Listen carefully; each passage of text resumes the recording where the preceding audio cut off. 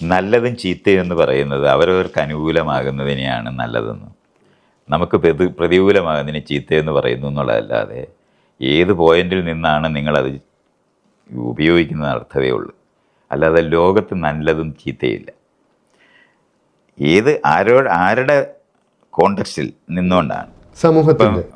സമൂഹം എന്നുള്ള വാക്കൊക്കെ പറയുന്നതിന് മുമ്പ് ഞാനൊന്ന് പറയാം.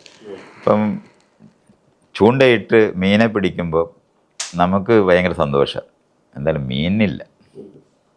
അതുകൊണ്ട് ഒരേ ആക്ഷൻ എങ്ങനെയാണ് രണ്ട് തരത്തിൽ അനുഭവിക്കുന്നതെന്നുള്ളത് ആരാണോ അതിന് പ്രതികൂലമായി അനുഭവിക്കുന്നവരും അനുകൂലമായി അനുഭവിക്കുന്നത്. അതുകൊണ്ടാണ് യുദ്ധമൊക്കെ ആൾക്കാർ വിജയിച്ച് നിൽക്കുമ്പോൾ ബാക്കിയുള്ളവരെല്ലാം കരഞ്ഞുകൊണ്ടിരിക്കേണ്ടി വരുന്നത്, അതേ കാരണം കൊണ്ട് തന്നെ. അതുകൊണ്ടാണ് നല്ലതും അങ്ങനെയാണ്.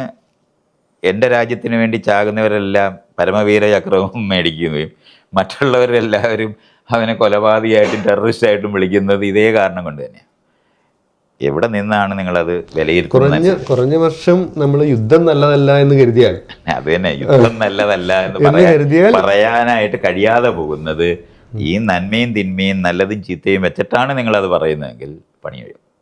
കാരണം ആരുടെ പെർസ്പെക്റ്റീവ് എന്ന് പറയേണ്ടി വരും. ഒറ്റ ആക്ഷനകത്താണ്. ആ ആക്ട് ഒരാൾക്ക് ദുഃഖകരവും വേറൊരാൾക്ക് സന്തോഷകരവുമായിട്ടിരിക്കും.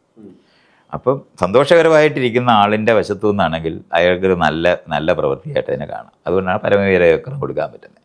പക്ഷേ ബംഗ്ലാദേശിലോ പാകിസ്ഥാനിലോ ചൈനയിലോ ഇരിക്കുന്ന മനുഷ്യരുടെ ജീവിതത്തിന് ആ പരമവീര ചക്രം കൊടുത്തവനെ അവനെ കിട്ടിയ 2 കൊടുക്കുക, കൊല്ലാനായിട്ടും ഉള്ള പകയുണ്ടാക്കുന്ന കാര്യം മാത്രമാണ്.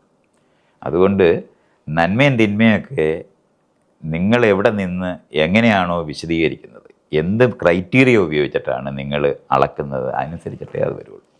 അല്ലാതെ എല്ലാവർക്കും കൂടെ ചേരുന്ന ശരിയും എല്ലാവർക്കും കൂടെ ചേരുന്ന നന്മയൊക്കെ പറയാനായിട്ട് ഈ നിലനിൽക്കുന്ന പ്രപഞ്ചത്തിലില്ല, സാധ്യമല്ല.